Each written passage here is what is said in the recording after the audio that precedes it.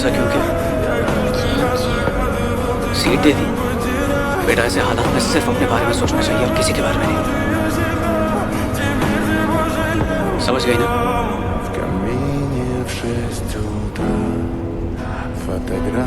उन्हें देखकर मुझे दादी की याद आ गई। दादी? पर उनका क्या होगा? उनका जो होगा मुझे उससे क्या, मुझे सिर्फ हमारी पड़ी है।